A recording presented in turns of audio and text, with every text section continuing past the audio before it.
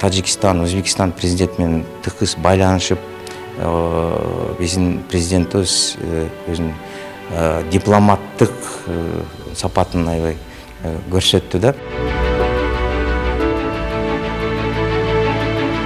Кыргызстандын аты, аброю чоңая баштады деп айтсак болот да. Миллиардап инвестициялар келип аткан ошол үчүн да, потому что Кыргызстаныбызга, элибизге, жерибизге шенип калды да.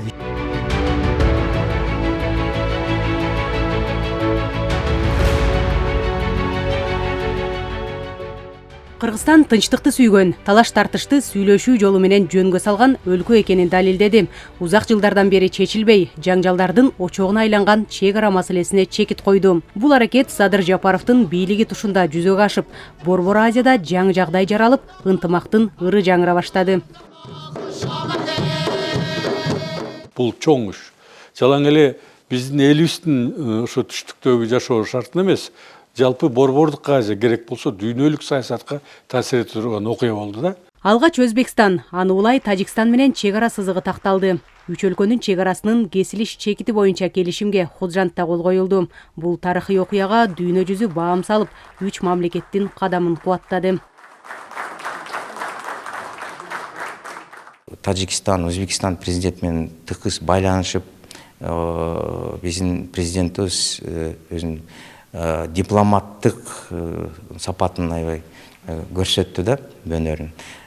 И азыр биз уже көрүп атабыз, жыйынтыктар бар, келишимдер ошол эле чек ара маселелери менен чечилди, Кудай буюрса. И ушу акыркы жолу СНГнын деңгээлинде биздин президентибиз атайын ошондой сыйлыкты наамга татыктуу болду да.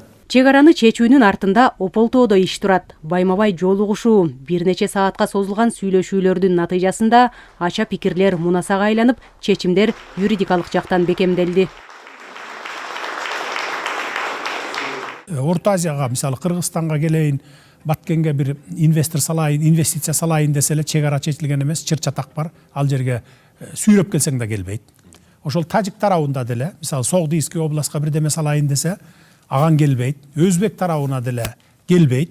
Муну эми акыркы 30 жылдан бери эле көрүп жүрдүк да. Муну эми президент болгон адамдар жакшы билет да.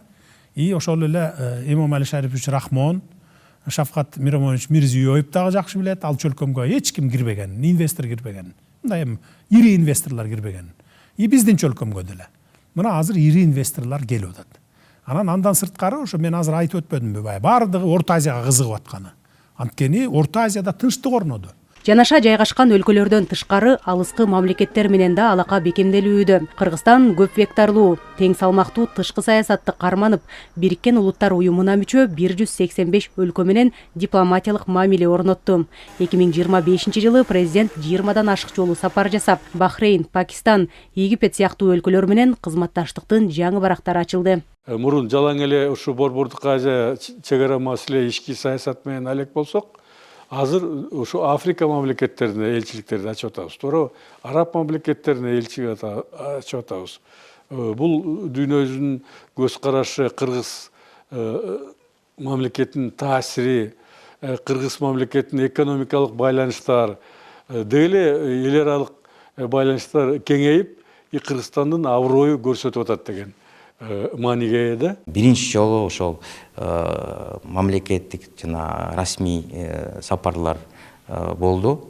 Биздин президентибиз ошол эле Малайзия, ошол эле Египетке, Африка континентине биринчи жолу тарыхыбызда ошондой окуя болду.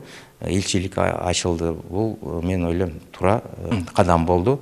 Президент не только жана иш-чарага катышып, биздин кыргыз мамлекеттин кызыкчылыгыбызды коргоп, ошолорду жана бир топ жана инвестициялар, ири экономикалык, финансылык долбоорлорду иштей чыгып, Кудай буйрса ишке ашырылып атат.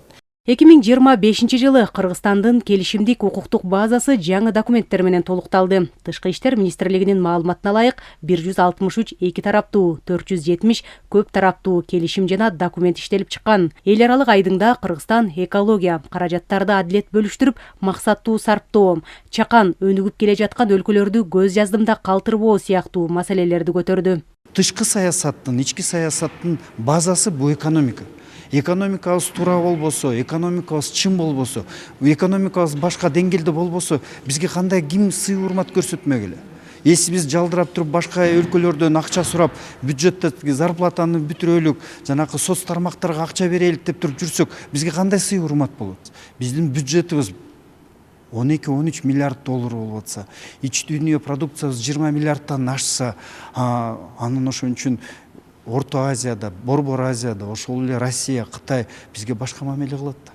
Азыркы Кыргызстан экономикасы ири секирик жасап, дымактуу пландарды жүзөгө ашырып жаткан өлкө. Көп досторум Кыргызстанга келет да. Анан келип туруп таң калышат да. 5 жыл мурун, 6 жыл мурун келип, азыр келип туруп, азыр деген таң калып, кандай өнүгүп атканын көрүп, кандай шаарыбыз кандай кооз, жолдорубуз салынып аткан, аэропортторубузду көрүп, вообще элибиздин өнүгүп аткан жолун көрүп туруп таң калат да.